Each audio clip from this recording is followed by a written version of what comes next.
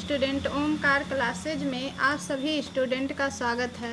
आज हम आपको पढ़ाएंगे क्लास 9th में साइंस में आप इस चैप्टर में कुछ पढ़ ले, उसके आगे पढ़ेंगे आयनों में इलेक्ट्रॉनों की संख्या, यानी जो आयन होते हैं यानी कि धन आयन और ऋण आयन होते हैं उनमें इलेक्ट्रॉनों की संख्या कैसे ज्ञात होती है इसके बारे में पढ़ना है। ठीक है, तो आपके यानी कि हेडिंग पड़ी हुई है आयनों में इलेक्ट्रॉनों की संख्या।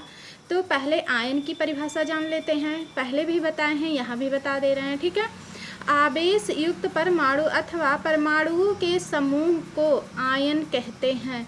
जो आवेश युक्त हों, जैसे मान लो हाइड्रोजन को ले लो, ऑक्सीजन को ले लो, हीलियम को ले लो, लिथियम को ले लो, किसी पे क्या हो आवेश युक्त हो वो, यानी कि प्लस चार्ज हो या माइनस चार्ज हो, और अथवा परमाणुओं के समूह और उनका क्या हो उस परमाणु का यानी कि एक समूह बना रहे, उन्हें क्या कहते हैं आयन कहते हैं। जैसे आवेश युक्त परमाणु अथवा परमाणुओं के समूह को आयन कहते हैं। अब आगे देख लेते हैं, जब कोई परमाणु यानी कोई भी परमाणु हो, आपको बताए थे यानी कि 1 से लेकर 30 तक में कोई भी अगर परमाणु आता है तो भी जब कोई परमाणु इलेक्ट्रॉन त्यागता है, यानी कि जो परमाणु होते हैं वो अगर इलेक्ट्रॉन क्या करते हैं त्याग देते हैं, तो उस पर प्रोटॉनों यानी कि जो प्रोटॉनों की मात्रा होती है यानी कि प्रोटॉनों की जो चार्ज होते हैं वो क्या होते हैं धनावेश, यानी कि किसमें होते हैं धनावेशित होते हैं की मात्रा अधिक हो जाती है। क्या होती है जब परमाणु इलेक्ट्रॉन को त्याग देते हैं तो उस पर प्रोटॉनों की मात्रा कितनी हो जाती है अधिक हो जाती है, इसलिए वह धनावेशित हो जाता है। इसलिए क्या होता है जो ये प्रोटॉन होता है उसी के कारण यानी कि जब परमाणु इलेक्ट्रॉन त्याग देता है, यानी कि जब कोई भी परमाणु इलेक्ट्रॉन को त्याग देता है तो उस पर जो प्रोटॉनों पे यानी कि धन आवेश की मात्रा होती है वो बढ़ जाती है, इसीलिए वह धनावेशित हो जाता है। और धनावेशित परमाणु या परमाणुओं के समूह को धन आयन और इंग्लिश में कहते हैं कैटायन कहते हैं। यानी कि धनावेशित परमाणु या परमाणुओं के समूह को धनायन या कैटायन कहते हैं। अगला पॉइंट है, जब क्या होता है जब कोई परमाणु यानी कोई भी परमाणु हो, आपको बताए यानी कि हाइड्रोजन हो, हीलियम हो, लिथियम हो, बेरिलियम हो, बोरान हो, कार्बन हो, कोई भी इलेक्ट्रॉन यानी कि कोई भी परमाणु हो इलेक्ट्रॉन ग्रहण करते हैं, क्या होते हैं जब इलेक्ट्रॉन को ग्रहण करते हैं तो वह ऋणावेशित हो जाता है। ऋणावेशित परमाणु या परमाणुओं के समूह को ऋणायन या एनायन कहते हैं। या जो ऋणावेशित परमाणु होते हैं उन परमाणुओं के समूह को ऋणायन या एनायन कहते हैं।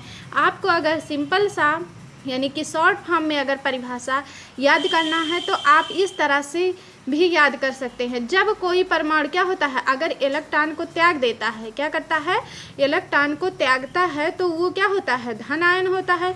अगर कोई भी परमाणु जब इलेक्ट्रॉन को क्या करता है ग्रहण करता है तो वो ऋण आयन होता है। ठीक है, उदाहरण में आपको समझाया भी गया है, देख लीजिए उदाहरण। यानी कि फर्स्ट नंबर में हाइड्रोजन के एक परमाणु में सामान्यतः एक इलेक्ट्रॉन, यानी जो हाइड्रोजन का क्या होता है एक हाइड्रोजन के एक परमाणु में यानी कि हाइड्रोजन अकेला है तो उस परमाणु में सामान्यतः कितने इलेक्ट्रॉन होते हैं एक इलेक्ट्रॉन होते हैं, वह एक प्रोटॉन होते हैं। यानी जितने क्या होते हैं परमाणु की संख्या होगी उसी के अनुसार यानी कि प्रोटॉनों की संख्या भी होगी। तो ये सामान्यतः कितने एक इलेक्ट्रॉन है तो वह एक प्रोटॉन भी होंगे। जब हाइड्रोजन परमाणु H एक इलेक्ट्रॉन त्याग करता है, जब ये हाइड्रोजन परमाणु क्या करता है इलेक्ट्रॉन को त्याग देता है तो हाइड्रोजन का धन आयन H प्लस बनता है। अगर वो त्याग रहा है तो क्या बन रहा है H प्लस बन रहा है, अगर वही ग्रहण कर लेता तो H क्या बनता माइनस बनता है। लेकिन प्रोटॉन और क्या होते हैं परमाणु में सामान्यतः एक ही इलेक्ट्रॉन है और ये इलेक्ट्रॉन को त्याग रहा है, इसीलिए ये तो हाइड्रोजन का धन आयन H प्लस बनाता है जब हाइड्रोजन परमाणु एक इलेक्ट्रॉन का त्याग करता है, क्या कर देता है, त्याग करता है, तो हाइड्रोजन का नाभिक शेष रहता है। यानी कि हाइड्रोजन का जो नाभिक होता है वो शेष खाली बच जाता है और हाइड्रोजन के नाभिक में केवल एक प्रोटॉन होता है। जो हाइड्रोजन का नाभिक होता है उसमें केवल एक प्रोटॉन होते हैं। सेकंड पॉइंट में देखेंगे, जब सोडियम परमाणु क्या होते हैं, जब सोडियम परमाणु यानी सोडियम का प्रतीक क्या है, Na है, कि इलेक्ट्रॉन का त्याग करता है। जब सोडियम परमाणु एक इलेक्ट्रॉन का त्याग करता है तो सोडियम का धनायन Na+ बनता है। कितने इलेक्ट्रॉन त्याग कर रहा है, एक इलेक्ट्रॉन का त्याग कर रहा है और सोडियम का परमाणु क्रमांक है कितना, 11 है। तो एक इलेक्ट्रॉन त्यागता है तो उसके अनुसार देखिए Na यानी कि त्याग रहा है E, किसको त्याग रहा है, इलेक्ट्रॉन को। जब ये दोनों क्या होते हैं, संलयित होते हैं या क्रिया करते हैं तो ये क्या बनाते हैं, ये प्लस बनाते हैं। ठीक है, इस पे क्या चार्ज है, प्लस चार्ज है, तो ये क्या है, धनायन है। फिर सोडियम परमाणु Na में इलेक्ट्रॉनों की संख्या 11 है। माना कि अगर माना जाए क्या है, सोडियम के परमाणु यानी कि जो सोडियम परमाणु है इनमें जो इलेक्ट्रॉनों की संख्या है वो हम बताए ना 11 है। अतः सोडियम के धनायन Na+ में इलेक्ट्रॉनों की संख्या 10 है। क्या करता है, एक इलेक्ट्रॉन को त्याग देता है। यानी कि जो सोडियम परमाणु है ये एक इलेक्ट्रॉन को त्याग रहा है तो बचेगा कितना, यानी कि एक को त्याग किया तो एक को आप माइनस करोगे तो कितना बचेगा, 10 बचेगा। तो वो सोडियम के धनायन Na+ में इलेक्ट्रॉनों की संख्या बची कितना, 10 बचा। तीसरा पॉइंट देखेंगे, जब कैल्शियम परमाणु Ca 2 इलेक्ट्रॉनों का त्याग करता है। जो कैल्शियम परमाणु है ये कितने इलेक्ट्रॉन को त्याग करता है, 2 इलेक्ट्रॉन को त्याग करता है। तो कैल्शियम का धन आयन Ca++ बनता है। ठीक है, यानी कितने इलेक्ट्रॉन त्याग कर रहा है, 2 इलेक्ट्रॉन। तो जो प्लस चार्ज होगा वो 2 होगा। अगर यही ग्रहण करेगा यानी कि 2 इलेक्ट्रॉनों को ग्रहण करेगा तो डबल माइनस होगा, यानी कि माइनस माइनस क्या होंगे, डबल हो जाएंगे। तो जब कैल्शियम परमाणु से ये 2 इलेक्ट्रॉनों का त्याग कर रहा है तो कैल्शियम का धन आयन Ca++ बन रहा है, यानी कि ये 2 इलेक्ट्रॉनों की एक संख्या दिखाती है। अगर ये क्रिया करता है तो क्या बनता है, यानी कि Ca क्या होता है, Ca- यानी कि 2 इलेक्ट्रॉन, कितने इलेक्ट्रॉन त्याग रहा है, वो 2 इलेक्ट्रॉन त्याग रहा है। तो आप यहाँ लिखोगे कितना, यानी कि 2 इलेक्ट्रॉन लिखेंगे। अगर ये दोनों क्रिया कर रहे हैं तो बनेंगे क्या, Ca++, यानी कि इलेक्ट्रॉन कितना था, 2 है। तो आप जो प्लस चार्ज लगाएंगे वो क्या कर देंगे, डबल कर देंगे। ठीक, इतना आया समझ में। कैल्शियम परमाणु Ca में इलेक्ट्रॉनों की संख्या 20 है। जो कैल्शियम परमाणु है इसमें जो इलेक्ट्रॉन है उनकी इलेक्ट्रॉनों की संख्या 20 है, लेकिन कैल्शियम का धन आयन Ca++ में इलेक्ट्रॉनों की संख्या 18 है। कितना है, 18 है। जो संख्या, क्योंकि 18 क्यों है, क्योंकि ये 2 इलेक्ट्रॉन को त्याग देता है और 20 में से 2 इलेक्ट्रॉन को अगर त्यागेगा तो वो माइनस है ना, यानी कि 2 माइनस हो जाएंगे तो बचेंगे कितने, 18 बचेंगे। समझ में आ जाना चाहिए वैसे भी। तो इसी के अनुसार ही इलेक्ट्रॉन अगर यही चीज़ क्या करता, अगर ग्रहण कर लेता तो प्लस में होता और यही फिर क्या होता है, माइनस में होता। अगर 2 माइनस यानी कि ये 2 ग्रहण करता तो डबल माइनस चार्ज लगाते। अगर ये 2 इलेक्ट्रॉन क्या कर रहा है, त्याग कर रहा है, तो आप ये धनायन बन रहा है, इसीलिए क्या करेंगे, 2+ यानी कि 2 इलेक्ट्रॉन। तो ये इलेक्ट्रॉनों की एक संख्या दर्शाता है। आगे देखेंगे संयोजकता, यानी कि संयोजकता क्या होती है, इसके बारे में देख लेते हैं। किसी तत्व की संयोजकता उसकी रासायनिक संयोग करने की क्षमता को प्रदर्शित करती है। किसी तत्व की क्या होती है, संयोजकता। इसको यानी कि अच्छे से समझना, क्योंकि अगले क्लास में यानी कि 10th में, फर्स्ट ईयर में, इंटर में सारे यानी कि क्लास में ये आपके वर्ड मिलेंगे। ठीक है, तो इसे थोड़ा अच्छे से समझ लीजिएगा क्योंकि आगे क्लास में भी आपको ज़रूरत पड़ेगी, ताकि ये भूलिएगा मत इसको। किसी तत्व की संयोजकता उसकी रासायनिक संयोग यानी कि जो रासायनिक क्रिया होती है, जैसे आपको बताया कि इलेक्ट्रॉन और क्या नाम है, कैल्शियम, यानी कि ये क्या करते हैं, क्रिया करते हैं। तो उसी के अनुसार ये क्या करते हैं, संयोग करने की जो क्षमता होती है, यानी कि संयोग करने की क्षमता प्रदर्शित करते हैं, करने की क्षमता को प्रदर्शित करती हैं। एक वैज्ञानिक हैं जिनका नाम फ्रैंक लैंड है, ठीक है। ये वैज्ञानिक फ्रैंक लैंड ने संयोजकता को एक पूर्ण संख्या में प्रदर्शित करने का सुझाव दिया। यानी जो फ्रैंक लैंड वैज्ञानिक थे, इन्होंने संयोजकता को एक पूर्ण संख्या में प्रदर्शित करने का एक सुझाव दिया। वो सुझाव क्या है आप आगे देखेंगे। ऐसा करने के लिए हाइड्रोजन की संयोजकता एक मानी गई है। यानी कि अगर इनके सुझाव के अनुसार देखा जाए तो जो इनकी हाइड्रोजन की संयोजकता है वो कितनी मानी गई है, एक मानी गई है। तथा संयोजकता की परिभाषा इस प्रकार से दी हुई है, इस यानी कि जो फ्रैंक लैंड के अनुसार इस परिभाषा को आप आगे देखते हैं। देखिए, किसी तत्व की संयोजकता हाइड्रोजन के परमाणुओं की वह संख्या है, यानी किसी भी तत्व हो, कोई भी तत्व हो, hydrogen, helium, lithium, beryllium, boron, carbon, nitrogen, जो भी हो, तत्व की संयोजकता हाइड्रोजन के परमाणु की वह संख्या होती है जो उस तत्व के एक परमाणु से संयोग करती है। यानी कि जो उस तत्व के, यानी कि जो हाइड्रोजन है उसके एक तत्व के परमाणु से क्या कर रही है, संयोग कर रही है, यानी क्रिया कर रही है, वही क्या होती है, यानी कि संयोजकता होती है। संयोजकता की इस परिभाषा के अनुसार कुछ उदाहरण भी दिए गए हैं, इस उदाहरण को समझते चलेंगे। संयोजकता की इस परिभाषा के अनुसार, ठीक है, हाइड्रोजन क्लोराइड क्या है, हाइड्रोजन क्लोराइड का यानी कि जो सूत्र है वो क्या है, HCl। हाइड्रोजन क्लोराइड का सूत्र क्या है, HCl है। और जल का क्या है, H2 वो है। वह अमोनिया का सूत्र क्या है, NH3। में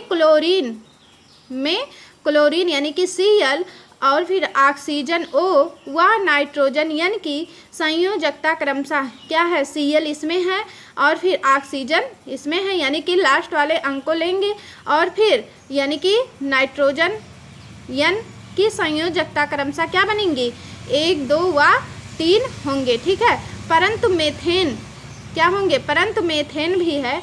मेथेन CH4 यानी कि जो मेथेन का सूत्र है वो क्या है, CH4 है। और एथेन का C2H6 है, क्या है, C2H6 है। और एथिलीन का C2H4 है। और फिर एसिटिलीन का सूत्र है C2H2। में कार्बन की संयोजकता, यानी कि इतने में जो कार्बन की संयोजकता है वो क्रमशः कितना है, यानी कि 4 है। कितना कितना बना हुआ है, 4 बने हुए हैं, तो कितना होगा, 4, 3, 2 व 1 प्रतीत होती हैं। यानी कि जो इनकी संयोजकताएं होंगी मेथेन, एथेन, एथिलीन, एसिटिलीन में, तो वो कितना प्रतीत होंगी, यानी कि 4, 3, 2 व 1 में प्रतीत होंगी। इसी के अनुसार एक कोसेल नामक वैज्ञानिक थे, कोसेल तथा लीविस ने सन 1916 में तत्वों के परमाणुओं के संयोग करने की क्षमता को परमाणु संरचना के आधार पर समझाने के लिए संयोजकता का इलेक्ट्रॉनिक विन्यास यानी कि सिद्धांत प्रतिपादित किया। जो कोसेल तथा लेविस वैज्ञानिक थे, इन्होंने सन 1916 में तत्वों के परमाणुओं यानी जो तत्व के परमाणु होते हैं उनको संयोग करने की क्षमता को एक परमाणु संरचना के आधार पर, यानी एक इन्होंने क्या बनाया, एक संरचना बनाया और उसी संरचना के आधार पर इन तत्वों को यानी कि समझाने के लिए संयोजकता का इलेक्ट्रॉनिक सिद्धांत प्रतिपादित किया। अगले पॉइंट में लिखा भी है संयोजकता का इलेक्ट्रॉनिक सिद्धांत क्या है, ठीक है, देखते हैं आगे। संयोजकता के इलेक्ट्रॉनिक सिद्धांत के अनुसार किसी तत्व की संयोजन क्षमता उसके परमाणुओं के बाह्यतम कोशों में उपस्थित इलेक्ट्रॉनों की संख्या पर निर्भर करती है। क्या होती है, जो संयोजकता के इलेक्ट्रॉनिक सिद्धांत होते हैं उनके अनुसार किसी तत्व की संयोजन जो क्षमता होती है उसके परमाणुओं के यानी कि बाह्यतम कोश में यानी कि बाहर वाले कोश में जो नाभिक के बाहर होते हैं उन कोशों में उपस्थित इलेक्ट्रॉनों की संख्या पर निर्भर होती है। जैसे कितना है, हाइड्रोजन का 1 है तो उसके अनुसार वो लिखा जाएगा, यानी कि जो नाभिक में प्रोटॉन और न्यूट्रॉन उपस्थित होते हैं उनके बाहर यानी कि हाइड्रोजन का अगर 1 इलेक्ट्रॉन यानी कि है तो वो क्या होगा, 1 ही चक्कर लगाएगा, यानी कि 1 इलेक्ट्रॉन तो 1 कोश बनेंगे। अगर आपको बताए भी थे यानी कि अगर पहले कोश है या पहला स्तर है नाभिक के बाद वाला स्तर, पहले स्तर में कम से कम यानी कि या अधिक से अधिक कितने इलेक्ट्रॉन, 2 इलेक्ट्रॉन रह सकते हैं। अधिकतम कितने इलेक्ट्रॉन को रख सकते हो, 2 इलेक्ट्रॉन को रख सकते हो। अगर उसके दूसरी वाली कक्षा में आप 8 इलेक्ट्रॉन को रखते थे, ठीक है, 8 से ज़्यादा इलेक्ट्रॉनों को नहीं रख सकते थे। इसीलिए कोशों में उपस्थित इलेक्ट्रॉनों की संख्या पर ये परिभाषा निर्भर होती है जो संयोजकता का इलेक्ट्रॉनिक सिद्धांत होता है। कुछ यानी कि आपके गैसें भी हैं जो उस तत्व हैं, उन तत्वों में से कुछ गैसें भी उपस्थित होती हैं, पाई जाती हैं। जैसे उत्कृष्ट गैसें लगभग निष्क्रिय होती हैं। जो उत्कृष्ट गैसें होती हैं ये लगभग निष्क्रिय होती हैं, इनके इलेक्ट्रॉनिक विन्यास अस्थायी माने जाते हैं। जो निष्क्रिय गैस होती हैं इनके जो इलेक्ट्रॉनिक विन्यास होते हैं वो अस्थायी माने जाते हैं कि एक जगह पे ये स्थिर रहते हैं। जैसे कि सभी तत्वों क्या है, सभी तत्वों के परमाणुओं की प्रवृत्ति यह होती है, यानी जो भी तत्व हैं उनके परमाणुओं की प्रवृत्ति एक तरह से होती है कि वह निकटतम उत्कृष्ट गैस की अस्थायी इलेक्ट्रॉनिक संरचना प्राप्त कर लें। यानी जो भी तत्व होते हैं उनके परमाणुओं की एक प्रवृत्ति होती है कि वो जितने भी निकटतम उत्कृष्ट गैस हों यानी कि निकट पास में जो उत्कृष्ट गैस हों उनका अस्थायी इलेक्ट्रॉनिक संरचना वो प्राप्त कर सकें। जैसे कुछ उत्कृष्ट गैसों के इलेक्ट्रॉनिक विन्यास निम्नलिखित हैं, जैसे कि हीलियम, यानी कि हीलियम में कितना होगा, अगर आप कितने इलेक्ट्रॉन होंगे, 2 इलेक्ट्रॉन होंगे। और फिर जैसे कि आपका नियान है तो अगर इलेक्ट्रॉनिक विन्यास किया जाएगा तो कितना होगा, यानी कि 2 और 8 होगा। आर्गन है तो कितना बनेगा इलेक्ट्रॉनिक विन्यास, 2 8 8 बनेगा, ठीक है, 8 8 16 17 1 18 हो जाएगा। क्रिप्टॉन है तो कितना बनेगा, 2 8 18 और 8 बनेगा। और अगर क्या है एक्सिनॉन है तो क्या बनेगा, 2 8 18 18 और 8 बनेगा, यानी कि जो इलेक्ट्रॉनिक विन्यास बनेंगे वो 2 8 18 18 यानी कि 8 बन जाएंगे। यानी कि पहले कोश में 2 इलेक्ट्रॉन, दूसरी वाले में 8, फिर तीसरी वाले में 18, फिर चौथी वाले में 18, ऐसे ऐसे जितने ही इसके स्तर बढ़ते जाएंगे, जितनी संख्याएं होंगी उसी के अनुसार उसके कोश भी बढ़ते जाएंगे। और जो रेडियम है ये क्या होता है, यानी कि 2 8 18 32 18 8 में इसका इलेक्ट्रॉनिक विन्यास बनेगा, ठीक है। उसी के अनुसार हीलियम के अतिरिक्त यानी जो इसमें हीलियम है, ठीक है, इसके अतिरिक्त अन्य सभी उत्कृष्ट गैसों के बाह्यतम कोशों में 8 इलेक्ट्रॉन है। कितने, जितने भी बाहर के कोश हैं यानी कि सबसे बाहर वाले कोश में सब में देखिए 8 इलेक्ट्रॉन है कि नहीं, इसमें भी 8 है, इसमें भी 8 है, इसमें भी 8 है, इसमें भी 8 है। यानी कि सब में केवल हीलियम को छोड़ दो और सब में कितने इलेक्ट्रॉन है, 8 इलेक्ट्रॉन है। यानी कि बाहर वाली कक्षा में बाहर वाले कोश में 8 इलेक्ट्रॉन है। अतः अधिकांश तत्वों के परमाणुओं में अपने बाह्यतम कोश में 8 इलेक्ट्रॉन कर लेने की प्रवृत्ति होती है। यानी जो इस तत्वों के परमाणुओं में यानी अधिकांश जो तत्व होते हैं तत्वों के परमाणुओं में अपने बाह्यतम कोश यानी कि सबसे बाहर वाले कोश में 8 इलेक्ट्रॉन कर लेने की एक प्रवृत्ति होती है। इस नियम के अनुसार यानी कि इसी नियम के अनुसार इसे क्या कहते हैं, अष्टक नियम कहते हैं। यानी कि जितने भी कोश में यानी कि आप बाह्यतम कोश में 8 इलेक्ट्रॉन होंगे उसी के अनुसार इस जो ये नियम लागू है इस नियम के आधार पर इसे क्या कहेंगे, अष्टक नियम कहेंगे, ठीक है। जैसे अधिकांश तत्वों के परमाणुओं में अपने बाह्यतम कोश में 8 इलेक्ट्रॉन कर लेने की जो प्रवृत्ति होती है उस नियम को अष्टक नियम कहा जाता है। तीसरा पॉइंट है परमाणु अस्थायी संरचना निम्न प्रकार से प्राप्त करते हैं। यानी जो परमाणु होते हैं वो अपना अस्थायी संरचना किस प्रकार से करते हैं ये आगे आप देखेंगे। फर्स्ट पॉइंट में है दो परमाणुओं के मध्य इलेक्ट्रॉनों के स्थानांतरण द्वारा, यानी कि जो दो परमाणु हों उनके मध्य क्या हो, उनके में यानी कि बीच में इलेक्ट्रॉनों का क्या होता है, स्थानांतरण, यानी कि वो स्थानांतरण के द्वारा करते हैं, जिसे वैद्युत संयोजकता कहते हैं। जो ये दो परमाणु होते हैं, परमाणु के मध्य इलेक्ट्रॉनों का स्थानांतरण होता है, उसे वैद्युत संयोजकता कहते हैं। अगला पॉइंट है दो परमाणुओं के मध्य इलेक्ट्रॉनों की बराबर की साझेदारी द्वारा, यानी कि सहसंयोजकता कहलाता है। अगर दो परमाणु हैं, अगर इनके मध्य इलेक्ट्रॉनों की जो बराबर, यानी कि ये बराबर बराबर बटे हों, जैसे क्या हो, मान लो एक क्या नाम है, एक सेब है, वो सेब को आप आधा आधे में, यानी कि आधा हिस्सा एक का है, आधा हिस्सा दूसरे का है, यानी कि ए और बी मान लेते हैं। ए का भी जितना है उतना बी का भी होना चाहिए, ठीक है। तो वो क्या होता है, एक साझेदारी होता है, वही क्या कहलाता है, सहसंयोजकता कहलाता है। तीसरा पॉइंट है दो परमाणुओं के मध्य दो इलेक्ट्रॉनों की ऐसी साझेदारी द्वारा जिसमें साझे के दोनों इलेक्ट्रॉन किसी एक ही परमाणु द्वारा दिए जाएं, यानी जो दो परमाणु हैं उनके मध्य दो इलेक्ट्रॉनों की ऐसी साझेदारी हो जिसमें साझे के दोनों इलेक्ट्रॉन किसी एक ही परमाणु, यानी कि जो दोनों इलेक्ट्रॉन हैं वो किसी एक ही परमाणु द्वारा दिए जाएं, तो उसे क्या कहते हैं, उपसहसंयोजकता कहते हैं, यानी कि उपसंयोजकता कहते हैं इसे, ठीक है। अगला पॉइंट है किसी तत्व क्या होते हैं, किसी तत्व के एक परमाणु द्वारा रासायनिक संयोग में स्थानांतरण या साझे में प्रयुक्त इलेक्ट्रॉनों की संख्या को उसकी संयोजकता कहते हैं।